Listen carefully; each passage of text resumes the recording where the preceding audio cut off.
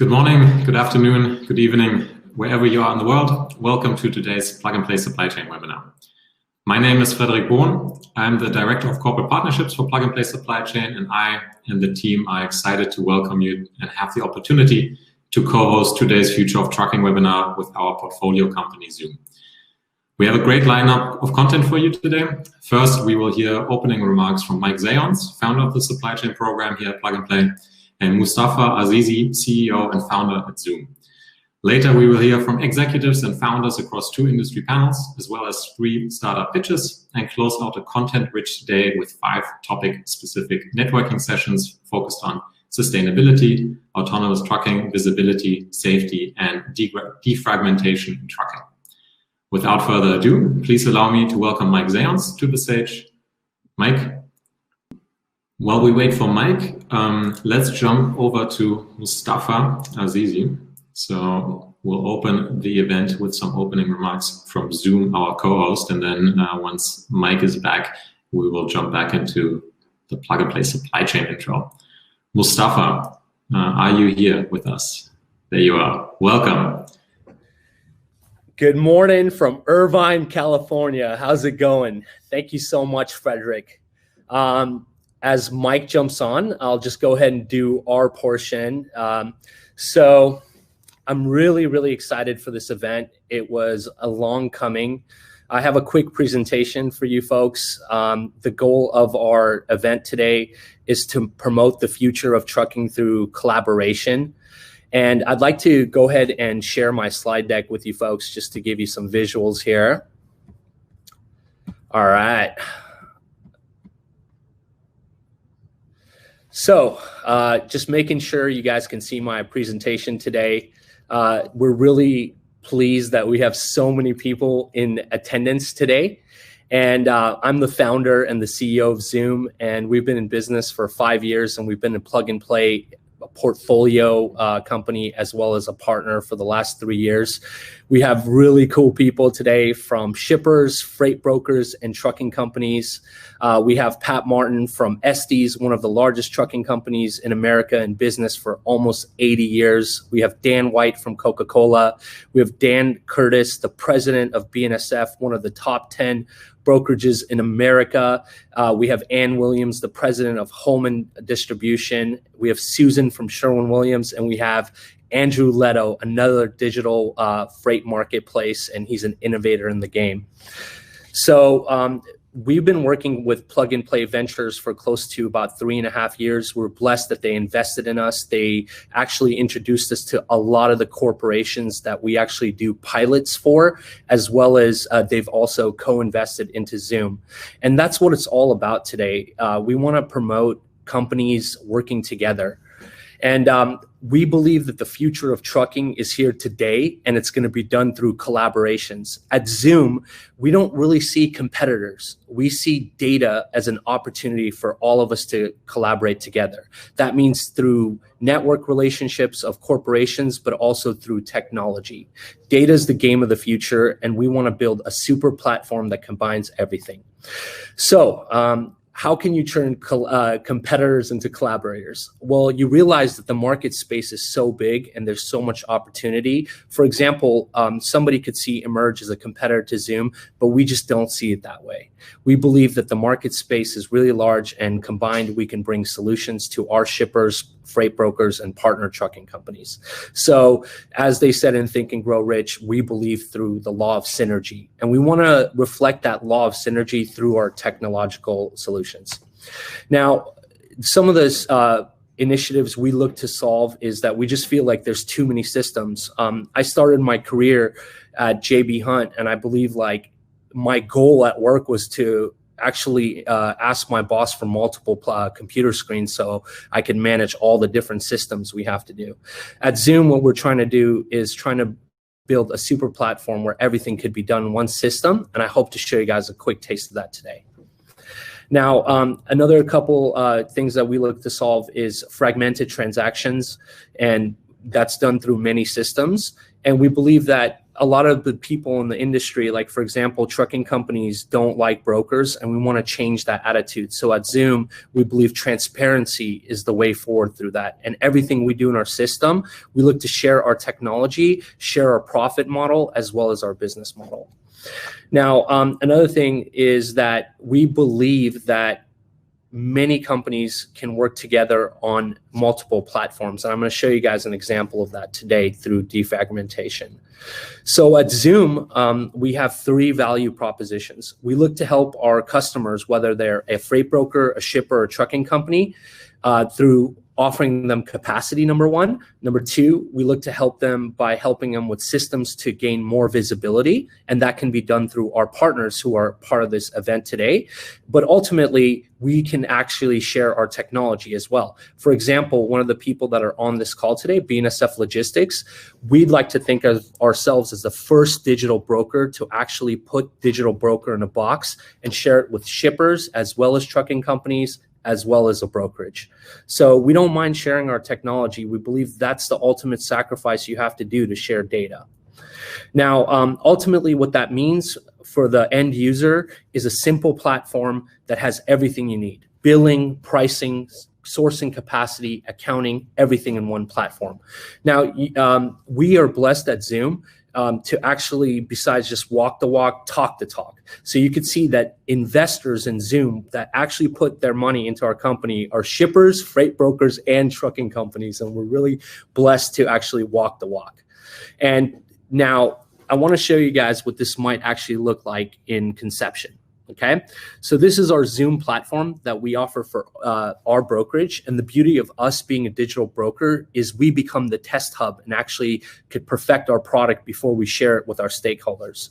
So if I go into one of these loads here today, you can see that within one of the shipments, we have tracking, billing, pricing, accounting, as you see in all these tabs. But what's unique about this is this load happens to be tracking with our mobile solution here that you see on your screen. But if the driver, for whatever reason, didn't want to accept our tracking and use our mobile application, we partner with MacroPoint Tracking. We're doing the same thing with Emerge and also Project 44 and 4Kites. So no matter what system you want to use, ZUUM aggregates that. Everything we built in our company is built off RESTful APIs. So what that actually means is that we can integrate into anything. We have quick deployments, and we also integrate into legacy systems. So for example, if I go to my shipments module over here, you can see that Home Depot and Tyson Foods here is sending us orders through an older technology called EDI. We've integrated the EDI into our new API platform. And now to take this further, what does it mean to share this solution with other people? So for trucking companies, what we've done is we've built a complete system for them to become a digital broker within their own business. So you could see here, not only are they managing ZUUM, but they're managing other customers like Home Depot. And basically whatever we have at ZUUM, we share with shippers and trucking companies. The third thing is for shippers, we've given them the same system, but we've also allowed them to manage their carrier networks. What makes ZUUM different than other companies is that we will let them manage our competitors within a free platform that we supply to them. So the last thing I'll just tap on before I stop talking here is we have another event coming up on December 2nd. And the most important thing for us is that we keep this synergy going. We want to do these events once a month to keep it going. Ultimately, the last thing I'll leave you folks with is that if we are successful, we have to change the hearts and the minds of the people first. Many of the problems that we see in bringing data aggregation together is making sure that the managers at different stakeholders have a mindset that there is a system out there and we can all collaborate. Thank you very much today. I want you guys to have a really good time. We have some breakout sessions and we're going to have some really good conversations. Awesome. Thank you so much, Mustafa. Looking forward to the sessions and also the conversations later. So after a little technical hiccup, we now have Mike with us. So Mike, please take it over for the second opening remarks for the day. Good to see you. Good to see you too, Frederick. Welcome everyone, and apologize for the technical difficulties earlier. It's super exciting and an honor to do this event together with ZUUM. a company that I've got to know Mustafa over the last 3 or so years when we first had our supply chain event at Plug and Play back in March 2017. It was incredible to see kind of the growth that ZUUM has had since then, and I've always been inspired by Mustafa's energy and the dedication of the team, and witnessing the new funding round that we participated in and the growth has been a big kind of honor and excitement for us at Plug and Play. Just to give you some background, I started the supply chain program, but before that, our founder and CEO, Saeed Amidi, he started Plug and Play. After being a traditional businessman and then a serial entrepreneur, he actually owned a real estate building that housed Google, as you can see here with the initial Google team, where they grew from Larry and Sergey and the founders all the way to about 50 people inside of his office space. And then also Logitech, which moved into the exact same office space as well as these other companies.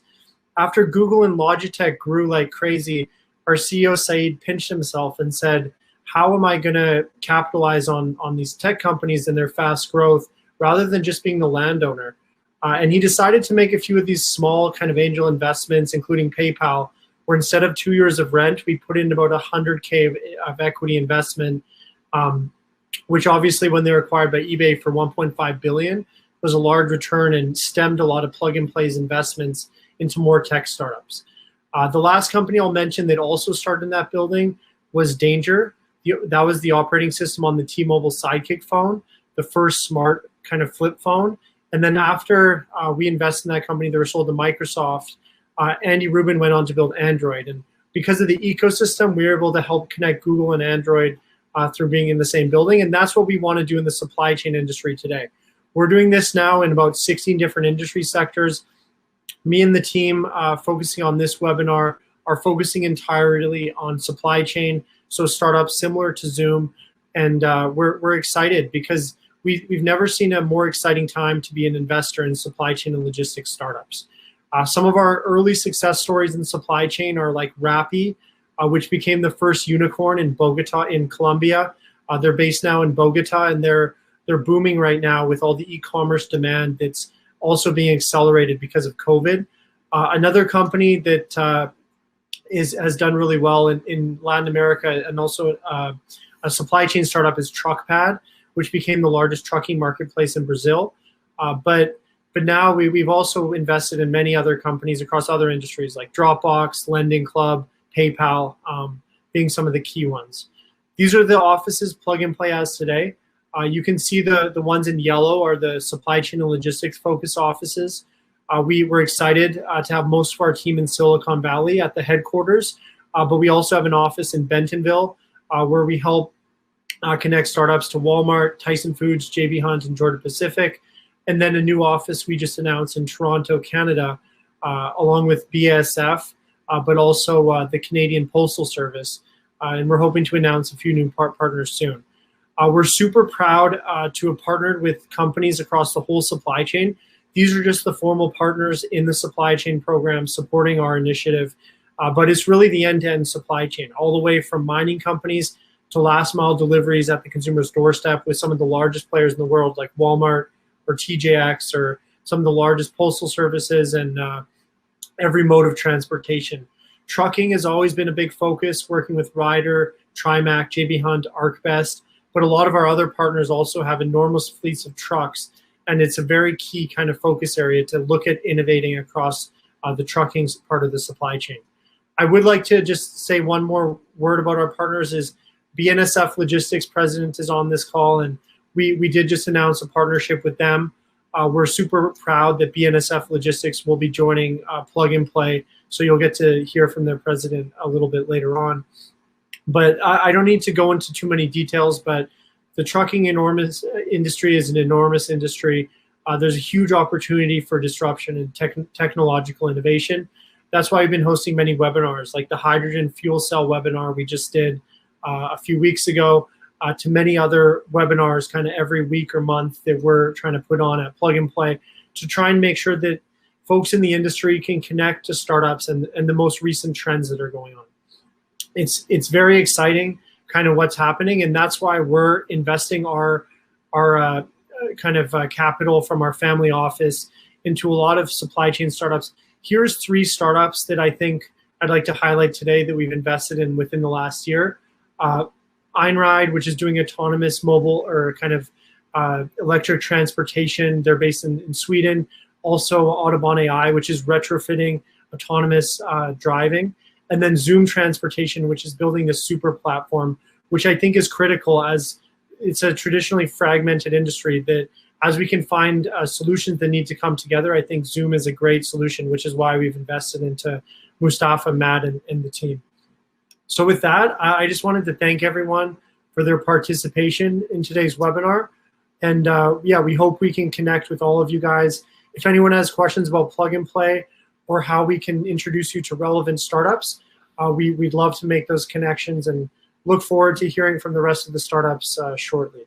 So with that, I will pass it back to Frederick, who will get on with the next startups that will be presented. Thank you very much, Mike. Rough end to that. So now I have the pleasure to introduce the startups, Nemo Data, Neutral, and Cargo Chief. First up, we have Amy Byron Robinson, Chief Operating Officer at Nemo Data, to take it away. Just a little side note before Amy starts pitching. If you do have any questions during the startup pitches, please use the chat function and the event chat on the right-hand side of your screen, and then we will get through those questions at the end of the pitch. So now let's jump into it. Amy, please take it away. Great, thanks. So I hope everyone can hear me. Hi, my name is Amy Wyron Robinson, and I'm Nemo Data's COO. A little bit about me before we get started. I've been working in mobility and logistics for the last 10 years at companies like Waze, Move It, and most recently at Get, where I led the B2B division, a $100 million revenue generator, and also built Get's delivery service from scratch to profitability.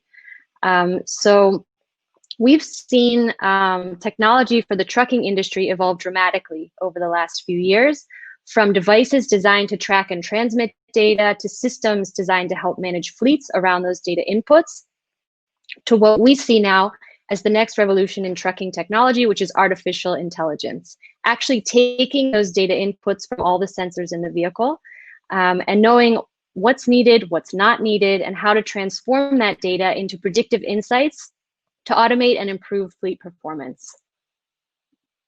Today, there are over 30 million emergency breakdowns a year in the US alone for Class 8 trucks, and those breakdowns are costing the industry $85 billion a year in direct costs and lost revenue.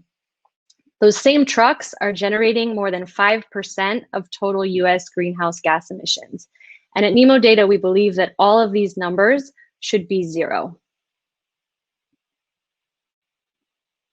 Our mission is to accelerate electric vehicle adoption and reduce those CO2 emissions while enabling the world's fleets to run continuously without breakdowns. We are using artificial intelligence to predict and prevent breakdowns before they happen. Our team is composed of diverse industry experts. Our CEO, Gal, managed products at Volkswagen Group and previously founded the Israeli Air Force Accelerator Program. Our CTO, Tom, comes from the world of biomed, where among other things, he built models to successfully detect Alzheimer's in patients years before symptoms actually emerge. And now we're applying that same approach to diagnosing vehicles. Nemo Data collects data from all the existing sensors in the vehicle to create virtual sensors without additional hardware. We use these virtual sensors to monitor the health of the vehicle subsystems. For example, by knowing the load and angle of the axes, we can calculate the tire pressure. And by tracking that tire pressure over time, we can predict when the wheels would need to enter maintenance. We then model the behavior of those virtual sensors to detect and track actual deterioration in the major vehicle subsystems before those symptoms emerge. So for example, with the engine, with brakes, with tires, and with batteries, including for electric vehicles. The output is a simple dynamic schedule for fleet managers that combines insights from the virtual sensors with other parameters like severity, deterioration rate, and external data, and creates an easy to follow, optimized schedule for the entire fleet. And this is our magic. So just by following the schedule, fleets can limit catastrophic failures, for example, thermal events, roadside breakdowns, and increase uptime between services, driving more miles between each maintenance. Our models are constantly learning and improving, while the product to the fleet manager stays the same, simple and easy to use. In addition to the schedule for fleet managers, we have several other use cases. Another core use case that we're focusing on today is Edge AI for telematics companies, where NEMO data algorithms can actually be installed on the hardware itself, reducing data costs and further improving predictions. So we would love to continue the conversation. Thank you very much and looking forward to connecting. Thank you, Amy. That was great. Now, could you maybe elaborate a little bit more on what the secret sauce is that NEMO data brings to the table compared to some of the other solutions in the big data or ML space that some of the participants on this call might have tried out already? Sure. So our approach is different from others on the market that require big data for several reasons. We don't need thousands of trucks in order for our system to work. With some partners, we've done a proof of concept with as few as 50 vehicles, with others up to 1,000 vehicles or more. But it's not necessary for us to have a huge amount of vehicles for the system to work. And so, we're really excited to see that not only are we able to achieve excellent results, but we're able to do it in a way that's cost effective for our partners. What does a typical rollout look like? You mentioned the number of trucks. It's cost effective, but on the time horizon, can you give us a rough indication on that? Sure. So it takes us about 3 months of, if we look at launch as T0, so T minus 3, of working together with partners to start, first of all, to define the use case, the pain points, and the project plan, and then 3 months of gathering data with the right parameters at the right frequency, making sure that we have everything set up with the telematics. And then within 3 months, we're able to introduce the schedule, and the schedule gets smarter and smarter over time. So the day that we launch, we like to say is the worst day the schedule will ever be. It's already a huge improvement. And then over time, with all of the data inputs, the schedule improves and improves as the algorithms learn more and more. Awesome.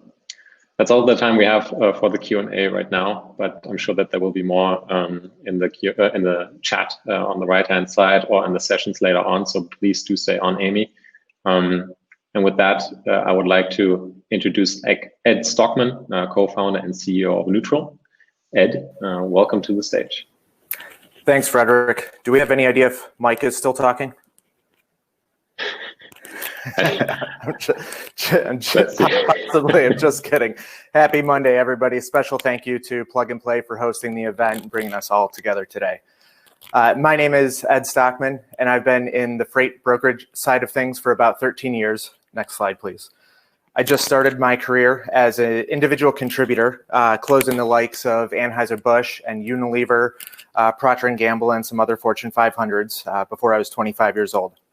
I had my first opportunity to manage a P&L at Redwood Logistics, where we went from about a top 75 provider to a top 25 provider in the 4 years that I was there. Most recently, I joined Transfix, a venture-backed digital freight brokerage, as head of sales, where we went from $300,000 a month to $11 million a month in under 24 months and raised over $80 million. Next slide, please. As I was selling to enterprise retailers, manufacturers, and CPGs, I learned that they were bucketing kind of our newer, sexier solution in with all of these older, traditional brokerages that were moving their goods. Ultimately, I think I became a little bit obsessed with their needs and why carriers, brokers, and shippers couldn't find each other in a more efficient way. Once we started mapping out how different folks interacted with each other, it became abundantly clear that the long tail of brokers and carriers had fragmented the market so much that they were actually now contributing to the problem that their businesses aim to solve for. Digital brokers, not to be confused with marketplaces, next slide please, at scale are better. They're a better mousetrap. No questions about that. Any technologies to help lower your cost to serve and help the broker decrease their cost to procure and increase their EBITDA is a no-brainer. As a general rule of thumb, these brokerages average between $200 and $250 gross margin per load. But those figures don't include the most labor-intensive part of the process of actually finding a truck, which costs between $80 and $250 per shipment. As an example, we have received about 15 different Fortune 500 spreadsheets, their entire supplier list this year, and most of them only use about 5% of their approved suppliers throughout the course of the year. Next slide. Neutral is a simple concept. We aim to be the Expedia or the Kayak of freight, which means aggregating all of this demand into one place to give carriers a free, easy experience to find their next shipment. Next. While the carrier or the supply benefits from the user experience, the value to the shipper and the brokers has been validated. We reduce the cost to procure a truck by 70% or more. Neutral opens up additional revenue streams that one may not have otherwise found. And this is all done with the privacy of the shippers and the brokers that you know and that you trust and that are already in our customer supplier networks. As we go through the contract process, we are typically live within days and don't need any IT or tech resources from our clients. We go ahead and pull in your available shipments. We give the carriers a place to find these loads, and then we go ahead and we push the booking details and the operational data back to our client systems, just like an Expedia would with a United or an American Airlines. Next. There are some others that are trying to digitize this process, but our market is slightly different. We aren't focused necessarily on the drivers and providing them a mobile application so they could go ahead and book loads behind the wheel. Rather, we're focused on the dispatchers and the load planners of the mid-size carriers, the large carriers, as well as the private fleets, which typically go ahead and have an additional layer of driver managers and load planners that are the driver's managers. Those are the folks that are finding and sourcing those loads and then telling the drivers exactly what shipments to do because they're employees. Next. Onboarding clients is getting easier and quicker. We have partnerships with some of the biggest names in transportation, and we'll be launching additional integrations in Q1 that will give us access to more trucks on the road than any other provider in the industry. Trucks are one thing, but obviously these folks need to find shipments. We currently have just over $1 million worth of digitally bookable shipments in our platform today, and we have contracts that represent about $4 billion worth of annualized full truckloads, which we will be integrating with over the course of the next 3 to 4 months. In the next 6 months, we expect to be a top 2 provider of demand in the country. One of the main reasons for our growth is our business model. We've listened to our customers and as of today have a transactional business model. This is similar to a StubHub in the sense you can post a ticket online and not be charged unless somebody purchases. In the future, we expect to incorporate subscriptions around some of the features our clients are unanimously requesting. Thank you, everybody, and a shout out to Frederick and the Plug and Play team.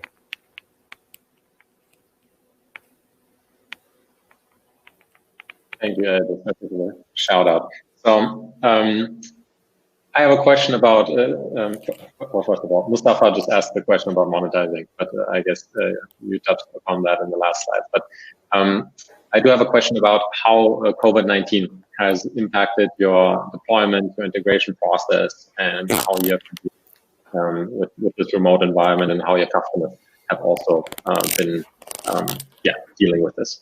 Yeah, like any other software company trying to go through integrations with remote employees, it's been challenging. I think just trying to change behavior in a modern day setting where you could sit within 6 feet of somebody is challenging enough, let alone when all of that's done remotely. It's been difficult. Fortunately, I think we have leaned extremely heavily on our integrations and the workflow. We've developed proprietary integrations that essentially enable our clients to not have to log into any additional platform. So today there is zero change management. They work out of their existing shipment, whether it's a Anheuser-Busch's proprietary platform or a brokerage like a brokerage that uses a TMS like McLeod or MercuryGate. They don't even know neutral is running in the back end. So we've just really had to adapt and lean on technology and rely less on the human behavior and kind of account management selling that we would otherwise be doing after a contract is closed. Awesome. You already mentioned that you can be up and running relatively quickly. What would you suggest is like an ideal POC, an ideal pilot scope that some of the viewers today should try with you to get to that ROI or to see that neutral works? Yeah, it's really simple. We have our API documentation. There's no integration fees. There's no cost to get set up with us. We want to align our business needs with our clients, and as Mustafa was probably alluding to, that's our monetization method. We only charge when a shipment gets booked. So we go ahead, we change or exchange some basic API documentation. It takes us a couple of days to get everything mapped out correctly, and after that, we have about 50,000 carriers in the neutral platform. Those folks are coming in searching for shipments every day. Hopefully, if and when there is a connection, we push those carriers directly to your shipments, which hopefully reduces your cost to serve by 70+%. Awesome. Well, for you as well, please do stick around for any questions that might pop up in the chat, and also for the sessions later on where we will have some personal networking as well. Thanks again, Ed, for your time. Thank you. And with that, I would like to welcome Russ from Cargo Chief to the stage, last but definitely not least in the startup pitches for today. Russ, welcome to today's event. Looks like we might have another slight hiccup. Everything worked fine in the in the trial runs over the last few days. All right, he requested and was accepted for the audio, so he should be joining us in just a second. Hey guys, can you hear me? Yes. Good morning, Awesome. Russ. Hey. First, Plug and Play, thank you so much for this opportunity. You guys have been so supportive with all your introductions to these great corporations in our space. Greatly appreciated. Let's go ahead and kick in. Next, please. So we focus in on the interaction between the broker and the carriers.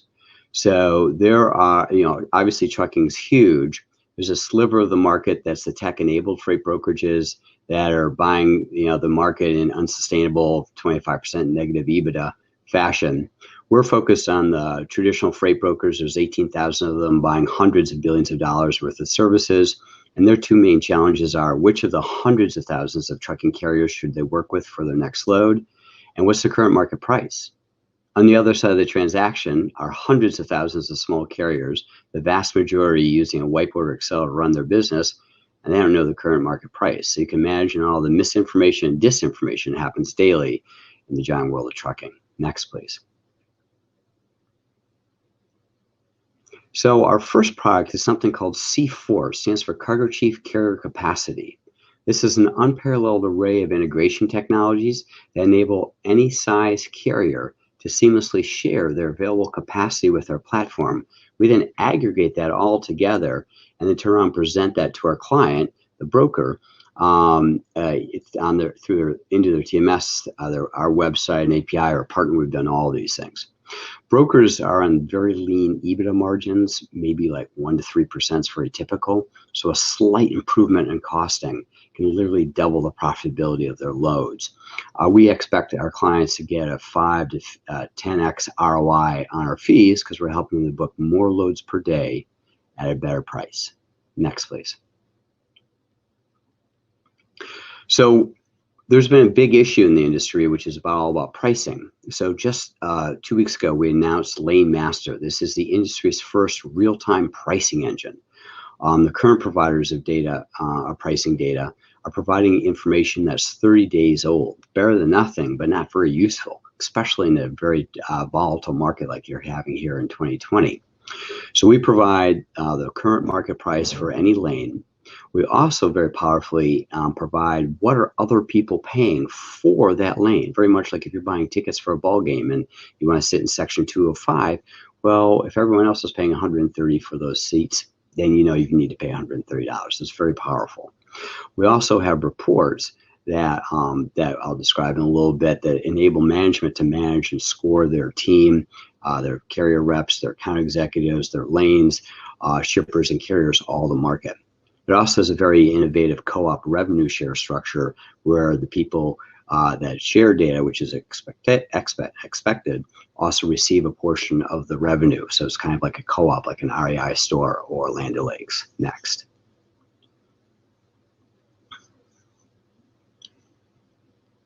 So this shows you one of the very first reports. These are the scorecards that enable management to really hone in where they're making money, where they're not. This is an example of the carrier report to see which carriers are more expensive than the market and which ones are less expensive than the market. We've shown these to 30 different brokers. All 30 of them want it, and some say they need to have it. Pretty powerful. Go ahead, next.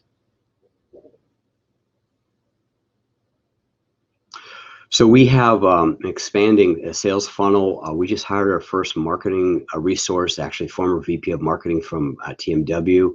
We hired our very first salesperson. We have dozens of customers that represent billions of dollars of freight spend. We have hundreds of interested companies. We think our target are smaller brokers that won't make their own tech stack, that desperately need the data. When we do a demonstration, 75% of the time they become a paying client, or excuse me, they start a trial, and over nearly half the time when they go into trial, they become a customer. So it's pretty strong stickiness. And so it's things are exploding in terms of revenue for us currently. Next. So we have a strong team. There's more of a team. I don't have time to tell you about the whole team. This is my fourth company. I've been a serial CEO. I started 4 other companies. I have 10 patents, a Harvard MBA. Michael has a PhD from Columbia. He started up a company that analyzed the likelihood of default of derivatives. Kirk's a serial CTO. This is his 3rd startup. Between the 3 of us, we've started 8 companies, enjoyed tens of millions of dollars of exits. And there's a strong team behind us as well. Next. This is our latest revenue plan here. We expect to be cash flow positive within a couple quarters. You see a ramp up in revenue as we add more services, add more salespeople, and we also increase the price of Lane Master. We're approaching cash flow positive, looking for a few $100,000 more to get us to cash flow positive. Next. There's really 4 main reasons why most of our investors are repeat investors. First, it's a great market. There's nearly 1 million buying and selling organization into this mammoth market. 28% of the trucks are empty. Our clients, the brokers, are on lean EBITDA margins.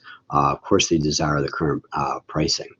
It's a great business model. We're receiving data for free. We aggregate it and then sell it. That's very profitable. We get to cash flow positive very quickly because the company is so profitable. We have a number of technical advantages. We get a lot of data. We get data from our clients when they become a member of C4. They tell us about the carriers. When they're part of Lane Master, we get information on their loads. We already have 6 patents that are granted. The timing is a good time now. We have demand from large and small brokers for our clients. Uber Freight's acting as a catalyst. It's getting the 18,000 brokers to want to digitize and where their answer digitize. And we're paying customers fine-tuning our product market fit. Frederick, thank you very much. Thank you, Russ, for that in-depth presentation and also that investor deck. I know that we have a couple of investors on board, so hopefully we can make some connections on that front as well. You mentioned a very impressive conversion rate from piloting to actual customers. Could you talk a little bit about why that is so high? What sets you apart from the competition that is currently out there? Yeah, so our competition are the decades-old load boards, which are from, when 50 years ago, people go to a truck stop and they would thumbtack a little note saying, hey, I have a load going from Oakland to New York. Does anyone have capacity? So they're working in a very kind of DOS world. Our platform, the people love the UI. It has powerful information with hundreds of thousands of carriers and millions of trucks telling them where to go. Knowing the current market price for a broker that buys and then sells data is huge. So we have a very high kill rate when someone comes in for a demo. 3/4 of the time they start a trial, and nearly half the time they've started a trial, they're like, I'm in, I'm paying, here's my credit card, and I want to get some more people on my team into the system. How long does that rollout usually take? What kind of resources are required from your client side to go from demo to trial to rollout? Like it's all available online. They don't have to do anything. We do have REST APIs available for all of our clients and partners. We have about a dozen partners for Lane Master that are bringing in their customers into the consortium, and that's growing. We had a great trade show last week with FreightWaves, and have another 4 or 5 interested partners coming into the platform. So it's very trivial that it's a couple day integration on the API once someone starts work. Perfect. We do have a question from Robert Sutton coming in just as I was about to wrap it up. What sources of data for C4 pricing tool are being used? So we receive data. We have the most comprehensive database of carrier preferences. We know better than anybody else which carriers want to go between what cities and what days and how often. We receive capacity emails from carriers. We have a database of favorite carrier preferences. We do API integrations. We're playing in the world of ELD. So all those different bubbles of C4, each one of them is a source of data for us to bring data in, and then we aggregate that together and provide that information to our client. Okay, awesome. If there are any more questions, or when there are more questions, please do stick around, answer them in the chat. And again, we will have some networking at the end, so hope to see you there as well. Thanks for the opportunity today. Thank you for joining us, Russ. So this concludes the startup portion for today. And with that, I have the pleasure to welcome Harvey Williams, my colleague on stage. There he is already. Harvey, take it from here. Excellent. Thank you very much, Frederick, and good morning and good afternoon to everyone on the line. So we have 2 panels that we have coming up next. The first is going to be our corporate panel discussion. I'm happy to welcome up these 4 incredible gentlemen. As they're getting their cameras and their mics on, I will start to go through some introductions. First up, we have Dan Curtis, President of BNSF Logistics. Dan previously served as the Chief Operating Officer and has been in that role since 2014. He has more than 15 years of experience in the transportation and logistics space. During his time as COO, Dan led the over-the-road operating group through continued expansion and to record profits. And prior to that, he served as the Chief Financial Officer at BNSF Logistics for 3 years. Next up, we have Dan White. He's the Senior Vice President and President of New Revenue Streams for Coca-Cola. Dan was recently appointed to this role from working directly for the Chief Operating Officer on defining new growth platforms globally for the company, which included Asia and Africa geographic investments, consumer access of Coca-Cola brands through packageless systems, and the rapid category expansion into coffee and alcohol. Prior to this, he held senior roles leading the North American sparkling business, working as the global CMO for the McDonald's business as well. Next up, I'm happy to welcome Pat Martin from Estes Express Lines. Pat is the VP of Corporate Sales and Strategic Planning. He joined Estes in a sales position in 2001. He became the Regional Vice President of the company's West Region in 2006 and was named Vice President of Field Sales and Strategic Planning in 2010. In 2012, Pat was promoted to Corporate Vice President of Sales, and his responsibilities include revenue growth management for the LTL division and the coordination of sales strategies and enterprise-wide initiatives. Next up, we have Luca Graff. He is the Head of Digital Innovation from DSV Panalpina, which is one of the world's largest logistics service providers as well. He graduated with an undergraduate degree in industrial engineering and management. He has a PhD in business management. And he has been leading the digital transformation initiatives over the last 14 years in the airline and logistics industry, and has also recently authored a new book called Disrupting Logistics. I'll plug it for you, Luca. It's a book that represents the trends and the developments for examples on how digital disruption is currently reshaping logistics industries. So welcome, gentlemen. Hopefully you can all hear me, you can see me, hopefully your mics work. We'll do a couple of tests as we get started on our conversation. So that was the quick introductions. And just for the folks sitting around and tuning in here, the purpose of this discussion for the next 30 minutes is to really talk about the priorities. What are some of the technology trends that these organizations are taking a look at that they see as commercially viable in the next, call it 2 to 3 years, maybe even as far out as 5 years. And then let's look at those challenges, let's look at those opportunities. And then in the startup panel, which we'll have immediately after this, we'll have a chance to talk through some of those. So Dan, Curtis, I'd love to start with you. Can you walk us through, some of those automation priorities that you were looking at, your organization is looking at, and those can include, open projects, past projects from this year. So would love, Dan, Curtis, for you to kick us off. Can you hear me all right? Yes, sir. All right. So we started, our automation strategy several years ago. We started with capacity management. First, we engaged RMIS to, automate our onboarding and compliance with carriers. Then more recently, we partnered with ZUUM really to manage our digital bookings and experience with our carriers. That's gone exceedingly well. That integration went great with that team. Mo and Matt and the whole team worked hard to get us integrated with our new TMS. So really pleased with that. From there, kind of parallel, we worked on our visibility systems. We went deeper with Project 44. We still utilize MacroPoint and 4Kites, but really have gone, further in our relationship with P44 as far as how our customers can engage with our visibility of loads. We're focused on the back office right now. We are currently implementing Triumph Pay and in discussions with HubTran as well. So a lot of automation work that we've done. The key to it all has been we developed our new TMS over the past 2.5 years, fully rolled out in August of this year, all the way to the accounting integration. And so that just enables us to add easily other system services through RESTful APIs that can be useful to our automation journey. We started some significant matching capabilities before the TMS was built about 2.5 years ago with a company called Pivotal, and have embedded that in the TMS as well. So a lot of effort to take cost out of the system and automate as much of our service in the over-the-road business that we operate as possible. Thank you very much, Dan. Pat, would love to go to you next. It looks like we can't see you, so if you can get your camera to work.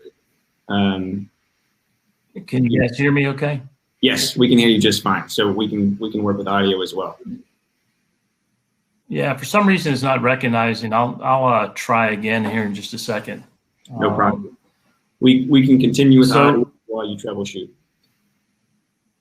Sounds good. So at Estes, we're an LTL asset-based trucking company. So labor is our single largest cost. And as you can imagine, the lion's share of our workers are drivers and dock workers. So our goal is to automate the processes that really help these folks do their jobs better. So we're working hard on things that help us create more capacity, like line haul optimization. Also, technology to help us process freight better and be more efficient picking up and delivering freight. We're also working on things that, really give our customers better visibility into our network and more self-service tools for them to engage us, and pushing more relevant information to them faster. So when you think about our priority, it's about, internally helping our teams get better, and then externally, sharing that information with our customers so they can make better decisions. Excellent. Thank you very much, Pat. Luca, would love to hear from you next in terms of DSV and what you guys are taking a look at from a global, priority. Yes, hello everyone. It's very similar to the priorities described by Dan and Pat. So it's all about operational efficiency. I mean, we are an asset-light freight forwarder, basically with main operations in Europe, but also in the US and South Africa. And yes, I mean, efficiency is very key to our business. And one of the main priorities at the moment is to introduce a new TMS, helping us to further automate our processes, becoming leaner.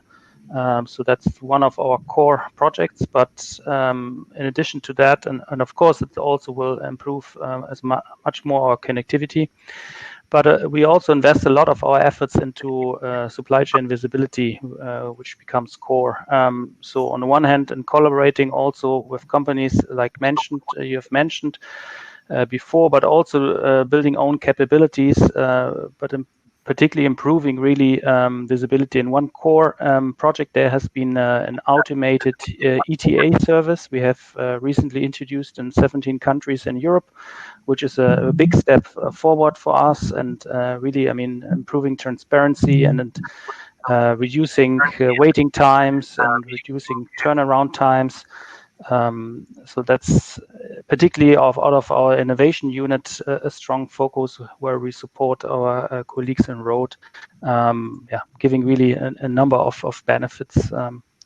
Also, of course, with the idea to further and optimize loads and routings. And so, yeah. Excellent. Thank you very much, Luca. And Dan White, as one of the largest shippers in the world, would love to hear your perspective. I know we've heard a little bit about, the pursuit of cutting costs, finding those efficiencies. You're also in charge of identifying new revenue streams. So would love to learn from your perspective how you're looking at technology and innovation and new vendors in order to accomplish both, decreasing costs, but also potentially boosting revenue. Yeah, I think that's great, and I'm a bit of an outsider looking in, right, on the overall business, in the sense that, as in the general management side of it, we look at trucking and transportation as just one of the cogs, right? And probably the last of the cogs that we look at. I think one of the things that I think about the industry here that you all are part of is that it is it's pretty insular in the sense that, if you're a general manager at a large organization like Coke, I have access to, all of the cost of goods sold, down to concentrate costs and down to the flavors and down to line time that might be existing in our facilities or in co-packers. But when it comes to, people's visibility to understand the transportation, trucking, logistics costs, it's a bit of a black box. And so I think that, Coca-Cola Company is doing a couple of things, and we've got obviously the largest internal fleet in the world, that carries their products around. Externally, though, from the supply chain of getting goods into our facilities to produce, just a lot more visibility is needed on that. And I think that when I think about what the company's trying to do, we've begun to staff up a group called Platform Services that will look transversely across all the operating units of the company worldwide, as well as all of the line and responsibilities that we used to have, to give us more visibility. But I would say that, I'd look at it and say fragmentation, visibility, and connectedness are the biggest things that we're going to be able to drive the cost out of the system and get a lot more efficient around. I've got some nightmare stories to tell you, just to, as the recent effects of what this looks like. I think the biggest thing that I'd say is that it looks like a fragment of the cost of goods sold. But last year when the trucking driver shortage, when we weren't able to deliver Diet Coke in the U.S. Because we couldn't find enough trucks, that it's a big problem. That's one that's beginning to bubble up as one of the major solves for us at Coke. Excellent, thank you very much, Dan. I think the next question that I'd love to touch on here is, along the lines of collaboration. I think Mo brought it up at the beginning, but to Dan Curtis, how do you guys take a look at growing the whole pie whenever you're looking at collaboration? But how do you also retain your secret sauce? You guys have at BNSF quite a few competitive advantages. how do you make sure that you're able to continue to drive your business forward while also expanding access to capacity and data and visibility so that everybody gets to benefit? I think that's kind of a central theme here for this webinar. Yep, and I think we're currently in a data sharing collaboration with some of our competitive set. I think that transparency in this industry, specifically the 3PL space, is going to increase over time. And starting now, we're still, redacting certain information and getting the sets cleaned before they get back to us or before they're sent out. But it's part of an effort to really get a better price to shippers ultimately in real time that considers many of the aspects and factors that typically haven't been aggregated in a meaningful manner. And so I think that will just continue to increase over time. I've got no issue with it. I think it's the right way to approach data in this space. There are certain groups that have certainly come up significantly of late with the offerings in the data front. And so we're partnering with those people to increase our services and real-time capabilities with shippers and carriers. So as far as secret sauce goes, I think for us, that's really developing, building enhancements and features within our tech stack that are significant improvements for our customers and carriers.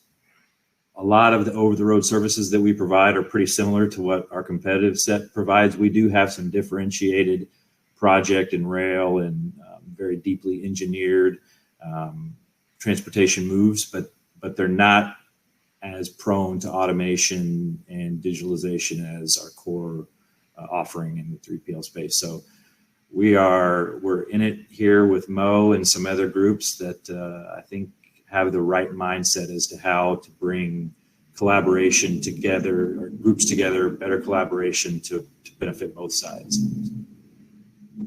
And Pat, from this perspective, how do you guys go about, data sharing and collaboration and trying to expand your business at the same time as working with some of your potential competitors, but also your partners?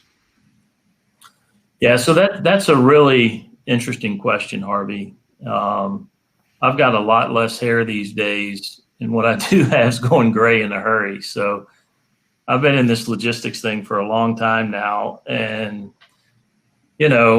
I think it's way more about executing a really good strategy and a lot less about, the secret sauce. The true secret sauce, I think, is really, really rare. And if you do have it, yeah, you got to protect it. But I would say, most people think they have, a secret sauce more than they really have a secret sauce. And what I see is most successful companies, their secret sauce is really their ability to execute better than their competitors, So, I would say, you look at a company like ZUUM, and one of the things I love about ZUUM is their ability to develop really good technology fast.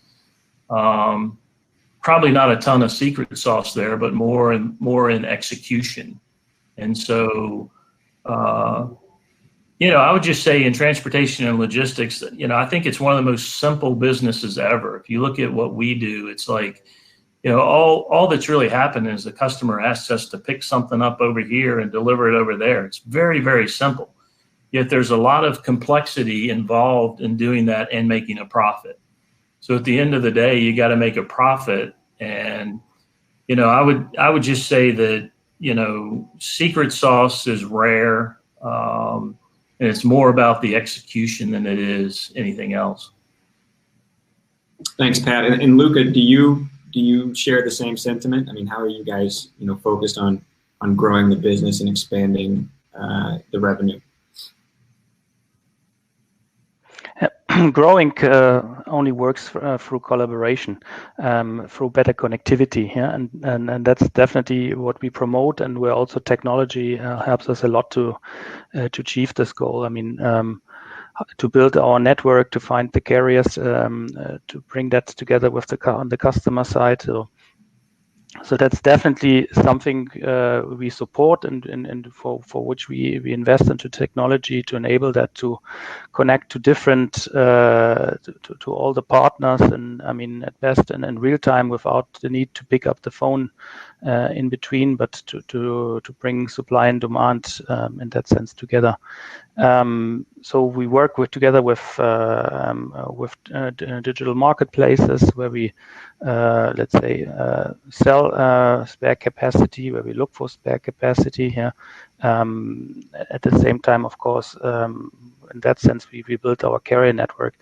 So it's a very general reply, but that's definitely the way using technology and have an open approach to share data. I mean, the data with a target, with an objective, and to order to optimize, again, our industry being very much under pressure, operating low margins. So optimization goes through collaboration. And Dan White, it sounds like everything here is speed to execution, making sure that they have the highest level of customer success possible in order to win the business. Do you agree? And when you look at the market yourself, and you look across the different carrier and freight forwarder options, digital marketplaces, et cetera, there's a lot that's going on there. So I'm just curious, what are some of the important considerations for you, your team, whenever you're looking to roll out new technologies or whenever you're looking at onboarding a new vendor? Yeah, just the comment on the previous panelists here, as well as what I heard a little bit in the startup. The secret sauce, to give you the secret sauce for Coke, and probably for the industry, was always around exclusivity, right? And so, we do these long deals with these customers where we'd go and we'd say, you got to serve Coke for 5 years or whatever the timing is, and you couldn't serve anything else. And I just think that, I take that as a parallel to the industry, that it's an outdated model. So that what used to be the secret sauce, which was about exclusivity and kind of being different, better, and special, is now about open sourcing and collaboration. And I think that that's where, if you, the prior startups, they mentioned, things like orbits, or they mentioned, the open ways to do rentals, say, on Airbnb, and it's all about creating the marketplace that everybody can get in and on. It's one of the reasons why, you look at companies that a bit like what attracted me to ZUUM was that this open source solution that, you don't have to buy my thing. You buy a thing that can be shared with others, and then everybody can benefit from. I think is the way a lot of the industries are going for. So when someone tries to come in and sell a closed system to her, we're pretty hesitant to buy into that now. I'd look at it and say that the past 3 months or so during the pandemic, that Coke moved from 24 operating units or 21 operating units to 9 operating units. The 24 that we used to have all wanted to do something different. And we all wanted to market against each other to say we need to be different. It's about a bit of conformity around building a network that can, have the same common language that can move out in a way that allows others to build on. I think that's probably the new secret sauce, right? And if I thought about within the industry of trucking, it sort of reminds me of my time at Tyson Foods with the fierce independence of cattle ranching is the fierce independence of trucking. When you've got 750,000 people and 18,000 brokers that want to do their own thing, it makes it really hard for a shipper to try and do something that gets streamlined and easy. Again, if you've got 50 things on your to-do list, the last thing you want to try to worry about is, getting something on a truck to get it there on time. And when that becomes your highest level order of things, the system's not working very well for it. So collaboration ultimately is going to be the key to it, and systems that allow you to collaborate. Thanks, Dan. We've got about 5 minutes left. So Pat, I want to go straight to you on this next question. When you were looking at ZUUM, for example, what was the evaluation criteria for you whenever you're looking at ZUUM? You're looking at potentially different marketplace. What are some of the set of requirements that you guys were looking at in order to get them approved internally? And then what does scale look like for Estes?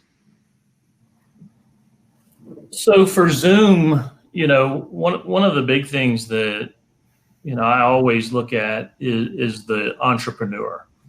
That's probably one of the biggest things. There's a lot of good ideas. There's a lot of good products.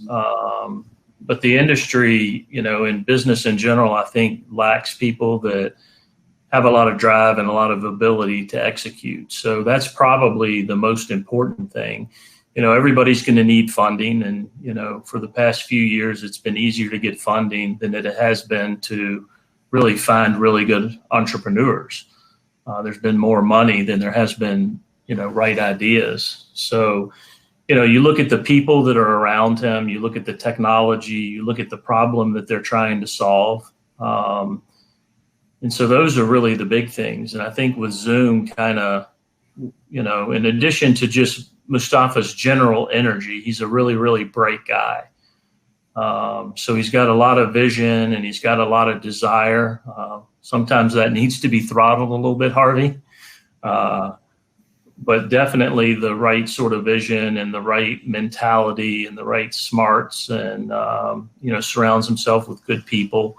But it's also what's important is, are they trying to solve a problem that's really worth solving? And when you look at the truckload space, it's a massive, massive fragmented market that we'll all agree on. So there's no question that the next decade is going to bring us a ton of innovation, a ton of automation, a ton of optimization. And I think Mustafa and team are positioned really, really well to capitalize on that. And the advice I always give these entrepreneurs really is back to what we said about secret sauce. It's more about execution than it is anything else. There's no shortage of vision in my mind. There's lots of people with really, really good ideas, but there's an extreme shortage of people that can execute. And to me, it's really all about execution. There's lots of ideas, lots of good ways to solve things, lots of different ways to solve things. But at the end of the day, it's going to be about execution. And, when you're making an investment, you're making a bet on people, and so that's really what tipped the edge with us. And Dan Curtis, so when you're looking at technologies, you guys are in a unique position where you can work, with everybody in the industry effectively. Are you looking at technologies that could potentially, become a new standard for your clients and for your vendors, for the carriers that you work with, the truck drivers, et cetera? And how much of that is also just attributed to helping your organization internally, meaning where you guys are the core customer of a new piece of software or a new piece of potentially hardware? But just curious how you guys approach this. What are something that you want to take in that you want to also spread out to everyone in your ecosystem versus just something you hold on to as a proprietary piece of software?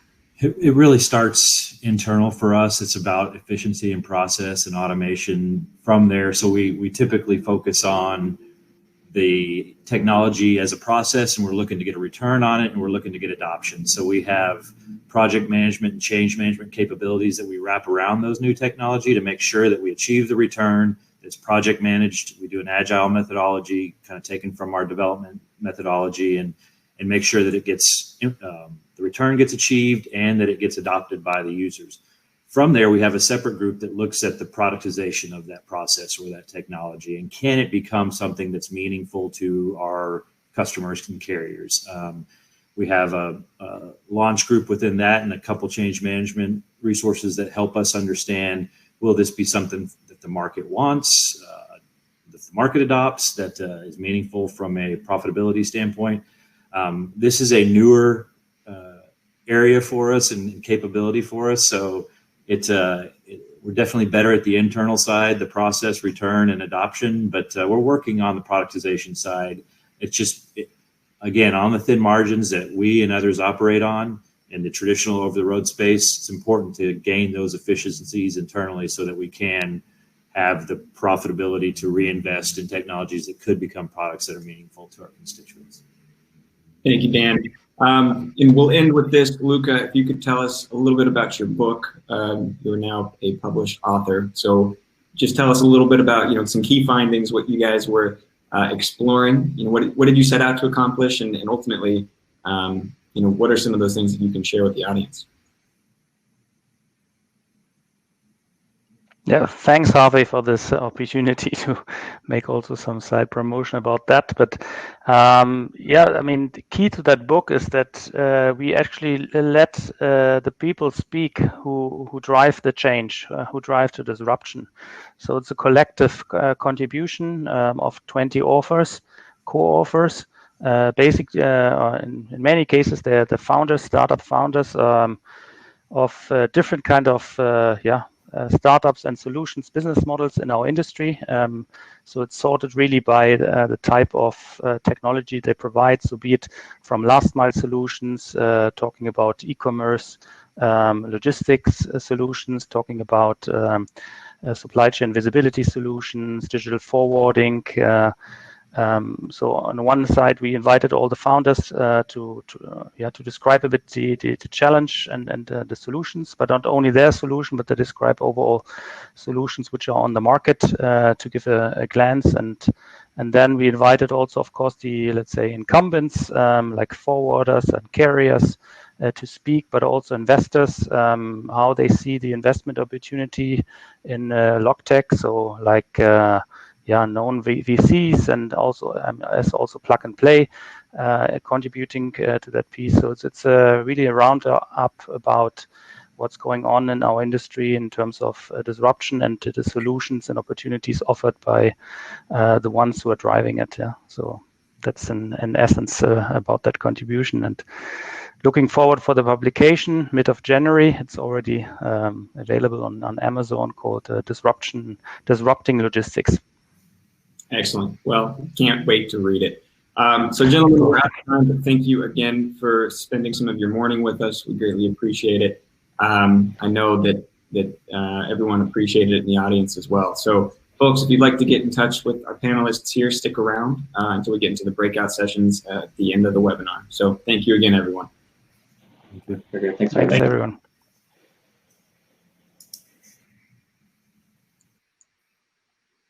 All right. So that was a fantastic panel filled with a lot of the insights from the industry. And next up, we're going to hear from the startups that are trying to tackle some of those challenges and some of those opportunities inside of the industry in order to bring people together, expand the pie. So first up, welcome back, Mo. You heard from him at the beginning of the webinar.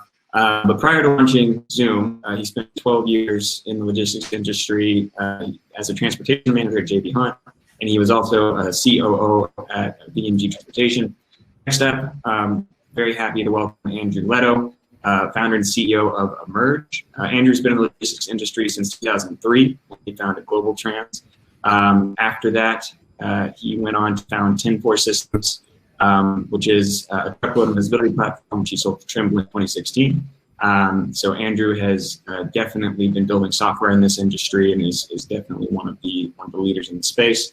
And then next up, I'm happy to welcome up Glenn Kepcke from FourKites.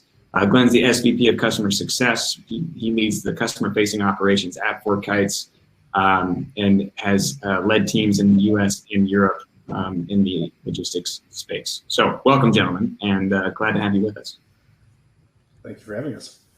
Thank you. So, I think we're waiting for Andrew to join us, but Mo, I'll turn it over to you. What did you think of the panel? What stuck out to you besides Pat telling you that you need to throttle down? Yeah. It was pretty amazing, actually. Well, number one, the companies they're from and the distribution. The fact that we had a truck, one of the largest trucking companies in the U.S., the largest shipper in the U.S., and also a huge brokerage. And the thing that was really refreshing to me is that they focused on the execution, right? Everybody in our industry, since I've been in it, they talk about how they want to collaborate. But when it comes to the back channels, they're very risk averse. And these gentlemen are promoting a new wave of collaboration. And I think that's what's important to the future of trucking is like, how do we keep this ball rolling? How do we all work together? And how do we focus on value? For us at ZUUM, one of the most important things is not only focusing on our run rate and growing our digital brokerage, but it's using our technology as leverage to share it with our partner brokerages and trucking companies to say, look, we want to give first, and we want to actually bring the value. So that way we can actually use that as a way to harness them into this collaborative network. And Glenn, a big part of that is obviously the visibility piece. So if you could just give the audience just a really quick overview of what FourKites is doing in the trucking space, and how you are helping bring a lot of that network online, so to speak. Absolutely. So FourKites has been around for about 5 years now, and so started in the U.S., right? So we talked a lot about the U.S. Trucking industry, extremely fragmented, right? You look at the average size trucking company is 85 to 90% are less than 20 trucks, right? So it's this insanely fragmented market. From a FourKites perspective, our goal from day one until now is to aggregate that visibility through one single pane of glass and to provide our customers and their end customers really clear understanding of in-transit visibility and how to better manage risk in the supply chain. So over the last 5 years, we've grown from U.S. trucking to all modes in all regions of the world, and so really being at the the front end of that. And we primarily grew through the shipper base, right? So you've got other players out there that I think Dan from BNS had mentioned, a couple other players that they work with. Our story really started in the shipper base. There's a number of other companies in our market that started with the carrier base or the broker space as well. And so, some of my lessons learned just being in tech and managed services and logistics for about 20 years now is, I think from a buyer perspective, it's a challenge to know what you're actually buying. And part of that is, I don't recall who specifically said it in the last session, but is kind of understanding the technical debt and some of the legacy technology that's there. So I may be able to buy a Ferrari, but if I've got Fiat parts in my Ferrari, is it going to go 0 to 60 in sub 3 seconds? Probably not. Right. And so those are things that I think from a vendor community we can all do better at, is making sure that companies know what they're actually getting and what the investment is that's required to get there, regardless if you're a shipper or a logistics service provider. Yeah. Hey, Andrew. Hey, guys. Sorry. Hey, Andrew. Sorry. How you guys doing? Good. Glad that you could work through some of the AV problems, and I apologize to everyone again. I know this is kind of one of our first few times that hop in. There are definitely some things to work around. So thank you for bearing with us, and thank you, Andrew, for bearing with us as well. Thank you. So Andrew, we were just kind of going around the circle talking about just some quick thoughts from the previous pitches and panels. But if you could just spend a quick moment and let the audience in on kind of what Merge is working on right now, and how that's a representation of what you've seen in the industry building software since Global Trans and 2.4. Yeah, so hi everyone, thanks for having me. Thanks Plug and Play, thanks Mustafa. So yeah, I started a Merge three years ago. This is my third company in transportation logistics. My first is a company called Global Trans, one of the big brokers in the United States. That is roughly a $2 billion company now. My second was a company called 10-4 Systems, which I sold to a company called Trimble 4 years ago. And now I'm at Emerge. And what Emerge does is we are a RFP platform for shippers to perform their bids for their spot and contract logistics. And essentially, we're building the first contract and spot marketplace for the trucking industry that actually connects you to the carrier directly. Excellent. Thank you very much, Andrew. Glenn, I want to go back to this concept of technical debt, because I think that's really interesting, and it's something that everybody in the startup community is constantly having to work up against, right? You build code, and then all of a sudden, your engineering team's going to get bogged down until you reach this point where you can finally solve that problem, and then move on and start to truly innovate. So, what are you guys working on at FourKites in the product development lifecycle of your core product, your core value proposition? Yeah, so I think a lot of it tends to focus less on the product UX. It's more about the integration, right? So you think about just at the end of the day, inputs and outputs. If I've got very rigid inputs, it's going to hurt me on my output side. And so as we work with companies, whether it's a shipper or a service provider, it's making sure we have flexible integration. And I think what we've seen is that in our early days, we were super nimble, super flexible. As you scale, though, one of the things, the question is how can you sustain that, right? And the nice thing is integration technology has also come a long way over the last 5 years. And for us, it's talking to companies on the front end, whether it's a broker, whether it's a shipper, whether it's a carrier, to understand, okay, if you want to achieve X, here are the clear dependencies that we need to work together on, and making sure you're doing that due diligence before you go to market for a solution or while you go to market. And so for us, taking that customer through that value journey is something that they expect of us, right? We often hear that, look, I'm not the expert in visibility, you are, right? So help guide me based on your customer base and the verticals that you've worked with or the segments that you've worked with in the past. And Andrew, do you agree? And how have you seen that change across the many companies that you've created over the course of the past 5 or 10 years? As far as collaboration, building the product, trying to stay nimble when you're young, but also trying to establish your pricing structure, and as you mature, right, as you become bigger and bigger, you gain more market share. What is that process like as you scale? When I started this 4 years ago, we're a two-sided marketplace, so it took us 2 years just to get our first sale. So now we have, now we're finally starting to, we're definitely creating revenue now. As far as collaborating with other companies, I think everybody's, FourKites, I talked to Glenn a few weeks ago. I talked to 244. I think there's a lot of data now floating around the industry, and like Mustafa said earlier, the more you collaborate, the better. This can't be like, no one can, in our industry, can be like an Amazon, where it's like we're secretive and we do everything ourselves, because there's so fragmented. There's 50,000 private trucking companies. There's 10,000 truckload brokers. There's 100, 200, 300,000 shippers, and it's all siloed information. Everything's so siloed. All the data is siloed.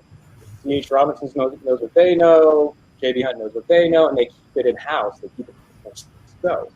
But that's going to go away with companies like FourKites. They know where all the trucks are going. And so a lot of the trucks are going. They track a lot of the trucks.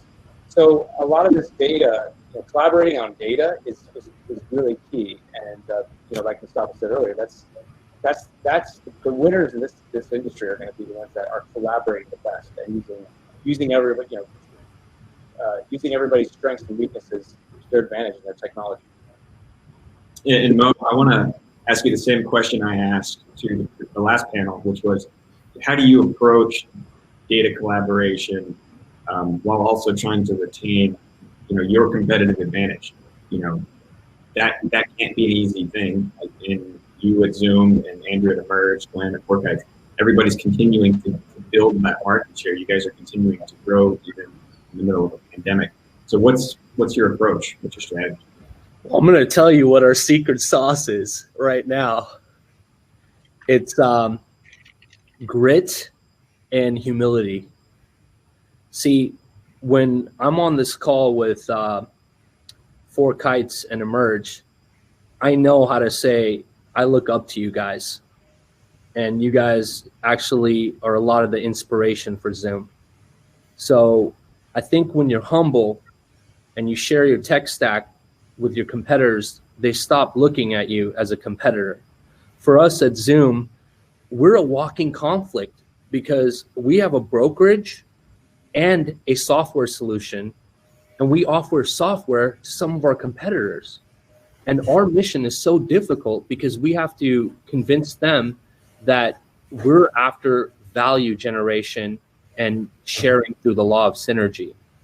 So ultimately, the only way you can possibly achieve that task is by actually delivering good product and sharing it with your competition. So humility is the #1 thing.